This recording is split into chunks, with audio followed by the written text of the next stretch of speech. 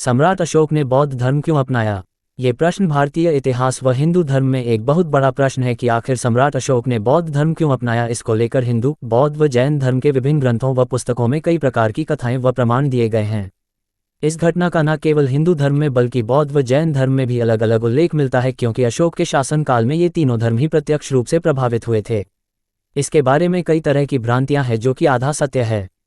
हमें जो दिखाया गया हमने केवल वही मान लिया और पूर्ण सत्य जानने का प्रयास नहीं किया। ऐसे में आज के इस लेख में हम आपके साथ सम्राट अशोक का सही इतिहास, सम्राट अशोक हिस्ट्री इन हिंदी रखने जा रहे हैं। साथ ही आपको बताएंगे सम्राट अशोक के गुरु का नाम जिसने उन्हें बौद्ध धर्म अपनाने की ओर अग्रसर किया। आइए जानते हैं सम्राट अशोक के बौद्ध धर्म को अपनाने के कारण। सम्राट अशोक का सही इतिहास, सम्राट अशोक हिस्ट्री इन हिंदी। महाराज अशोक से जुड़ी पुस्तकें केवल भारत में ही नहीं अपितु श्रीलंका, म्यांमार, नेपाल, भूटान, यूनान, चीन, पाकिस्तान, अफगानिस्तान व बांग्लादेश में अलग अलग समय काल में विभिन्न भाषाओं जैसे कि संस्कृत, हिंदी, अंग्रेजी, थाई, चाइनीज, नेपाली इत्यादि में लिखी गई थी। ज़्यादातर लोगों का यह मानना है कि कलिंग के भीषण नरसंहार को देखने के बाद सम्राट अशोक का हृदय परिवर्तन हो गया था और चमत्कारिक रूप से अचानक उन्होंने बौद्ध धर्म को अपना लिया। उसके बाद उन्होंने जीवन भर किसी भी प्रकार की कोई हिंसा नहीं की थी, वह हमेशा अहिंसा के मार्ग पर ही आगे चले। ये न केवल आधा अधूरा सत्य है बल्कि बहुत सी भ्रामक बातें इसमें अपने आप गढ़ दी गई हैं। इसलिए आज हम इतिहास के पन्नों को खंगालकर व विभिन्न पुस्तकों के अध्ययन से आपके सामने संपूर्ण सत्य रख रहे हैं। इससे आपको सम्राट अशोक के इतिहास, अशोका हिस्ट्री इन हिंदी का सही व संपूर्ण ज्ञान हो सकेगा। सम्राट अशोक का बौद्ध धर्म के निकट आना। ये तो सब जानते हैं कि सम्राट अशोक ने कलिंग के युद्ध के बाद संपूर्ण रूप से बौद्ध धर्म को अपना लिया था, किंतु वे बौद्ध धर्म के प्रभाव में बहुत पहले से ही आ गए थे। कहने का तात्पर्य ये हुआ कि उनका अचानक से हृदय परिवर्तन नहीं हुआ था, बल्कि वे पिछले कई वर्षों से बौद्ध धर्म से प्रभावित king Ashoka and Buddhism in Hindi थे। सम्राट अशोक का जन्म गौतम बुद्ध की मृत्यु के लगभग 200 से 300 वर्षों के पश्चात हुआ था। सम्राट 200 से 300 वर्षों के पश्चात हुआ था। सम्राट अशोक मौर्य वंश के वंशज थे, जिसके संस्थापक भारत के महान राजा चंद्रगुप्त मौर्य थे। चंद्रगुप्त मौर्य आचार्य चाणक्य के नेतृत्व में भारत के शीर्ष सिंहासन तक पहुंचे थे। अशोक के पिता का नाम बिंदुसार व माता का नाम धर्म था। अशोक के माता पिता दोनों ही हिंदू धर्म के अनुयायी थे। हालांकि सम्राट अशोक की बचपन से ही हिंदू धर्म में रुचि कम थी। दरअसल उनके मन में बचपन से ही कई अनसुलझे प्रश्न थे जिनका हल कोई भी नहीं कर पाया था। साथ ही वे ब्राह्मणों की कुछ नीतियों के भी विरोधी थे। उन्होंने एक बार अपने दरबार में कई ब्राह्मणों को बुलाया था व उनसे कुछ प्रश्न किए थे, लेकिन कोई भी उनकी जिज्ञासा को शांत नहीं कर पाया था। सम्राट अशोक ने बौद्ध धर्म क्यों अपनाया? इतिहास के पन्नों और उस समय की राजनीति का आंकलन करने पर भारत के महान सम्राट अशोक के हिंदू धर्म की उपेक्षा करके बौद्ध धर्म की ओर खींचे चले जाने के दो मुख्य कारण सामने आते। Why Ashoka converted to Buddhism in Hindi हैं, जो है हिंदू धर्म में शूद्र जाति की उपेक्षा। हिंदू धर्म में मनुष्यों को उनकी जाति के आधार पर 4 भागों में वर्गीकृत किया गया है। इसमें ब्राह्मणों का कार्य शिक्षा, क्षत्रियों का रक्षा, वैश्य का व्यापार व शूद्र का खेती व स्वच्छता होता है। इस नियम के अनुसार राजा बनने का अधिकार क्षत्रिय के पास ही होता था। हालांकि इतिहास ने कुछ अन्य जातियों के राजा भी देखे हैं। उस समय धनानंद के नेतृत्व में भारत की सीमाएं असुरक्षित थी। ऐसे समय में आचार्य चाणक्य ने चंद्रगुप्त मौर्य को उसके बचपन से ही भारत का अगला राजा चुन लिया था और उसकी तैयारी शुरू कर दी थी। चंद्रगुप्त मौर्य शूद्र जाति से था।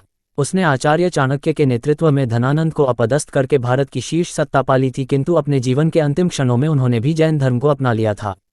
उसके बाद उनका बेटा बिंदुसार राजा बना, जिन्होंने अपने संपूर्ण जीवन में हिंदू धर्म का ही पालन किया।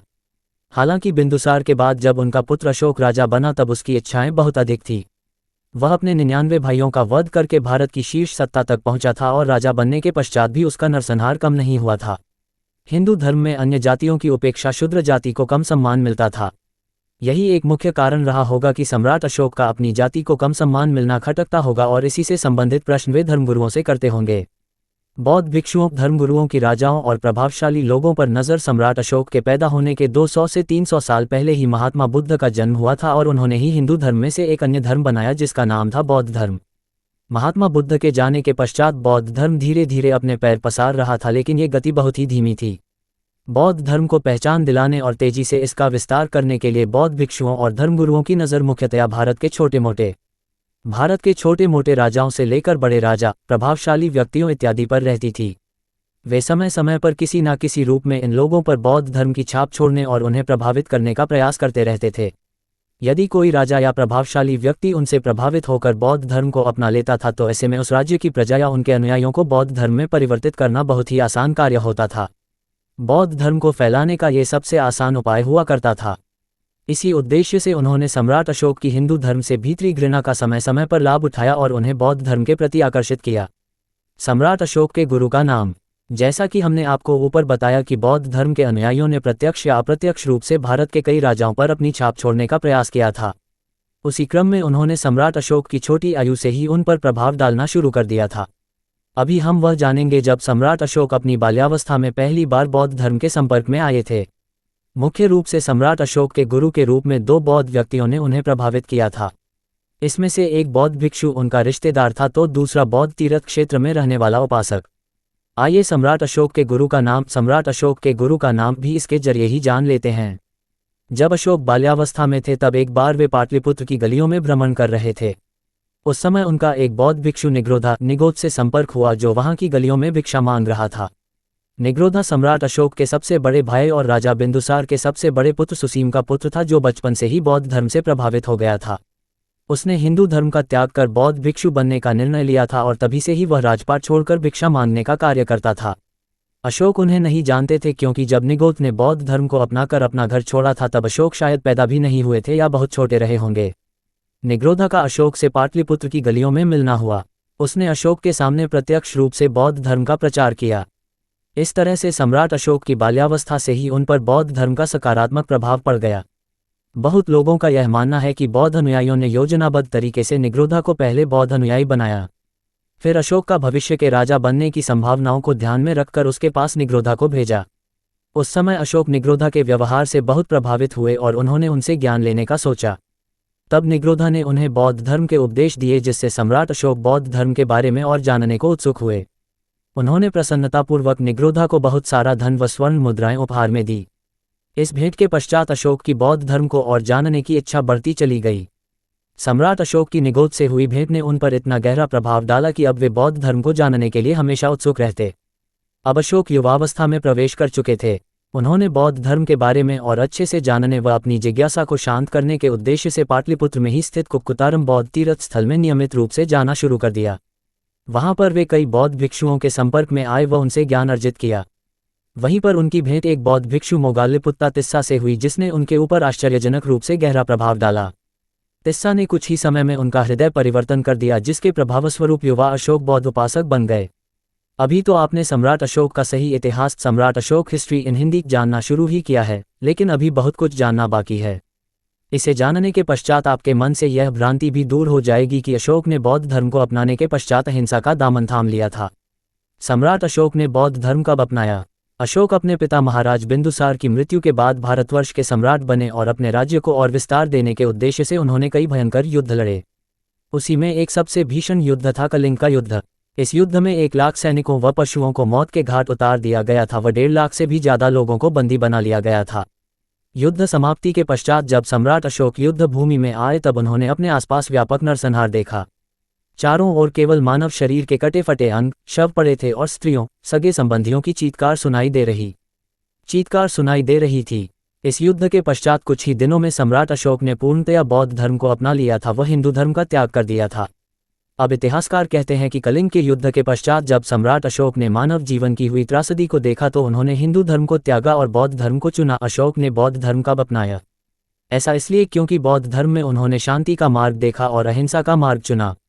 किंतु उनका ये तर्क सरासर असत्य और मनगढ़ंत सिद्ध होता है क्योंकि अशोक ने बौद्ध धर्म को अपनाने के पश्चात भी अहिंसा का मार्ग नहीं अपनाया था और जीवन भर केवल हिंसा ही की थी। हालांकि उन्होंने युद्ध का जीवन भर के लिए त्याग कर दिया था लेकिन हिंसा का नहीं। ऐसे में अब प्रश्न यह उठता है कि आखिर कलिंग के युद्ध के पश्चात ऐसा क्या हुआ कि सम्राट अशोक ने अचानक से हिंदू धर्म को त्याग कर बौद्ध धर्म को अपना लिया था। आइए इसका भी विश्लेषण करते हैं। बौद्ध धर्म अपनाने से पहले सम्राट अशोक की हिंसक छवि। सम्राट अशोक को बौद्ध धर्म के अपनाने से पहले अत्यधिक क्रूर छवि वाले व्यक्तित्व वाला माना जाता था, जो कि वे थे भी। अशोक के 99 सौतेले भाई थे व एक सगा भाई तीसरा था। कुल 101 पुत्रों में महाराज बिंदुसार का सबसे बड़ा पुत्र सुसीम था जिसे सभी भविष्य के राजा के रूप में देखते थे। साथ ही महाराज बिंदुसार को अशोक उसकी रूखी त्वचा के कारण पसंद नहीं थे। किंतु दूसरी ओर अशोक अपनी दमनकारी नीतियों, चतुराई और शक्ति में अपने भाइयों से अधिक बलवान था। उसमें दया, करुणा, क्षमा की भावना कम थी और हिंसा, क्रोध, युद्ध की भावना अधिक। यही दमनकारी नीतियां उसे अपने भाइयों से अधिक शक्तिशाली बनाती थी। महाराज बिंदुसार के कार्यकाल में तक्षशिला, गुरुकुल व कुछ अन्य जगहों पर विद्रोह हो गया था, जिसे दबाने में अशोक सफल हुआ, जिससे उसकी राजदरबार में महत्ता बढ़ी।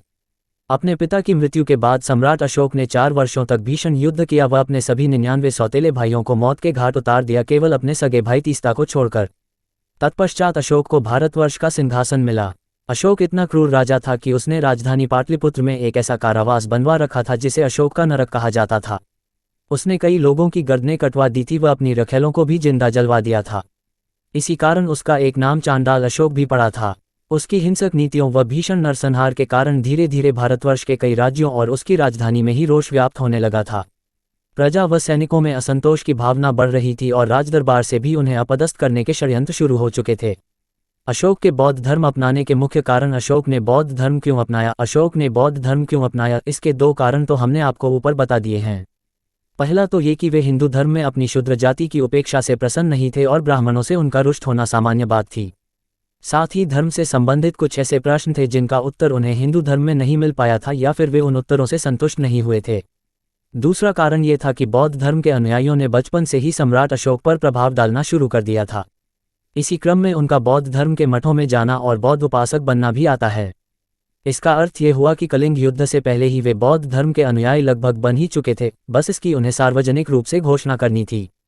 अब ऐसा क्या हुआ कि कलिंग के युद्ध के पश्चात ही उन्होंने बौद्ध धर्म को सार्वजनिक और पूर्ण रूप से अपनाने का निर्णय लिया था।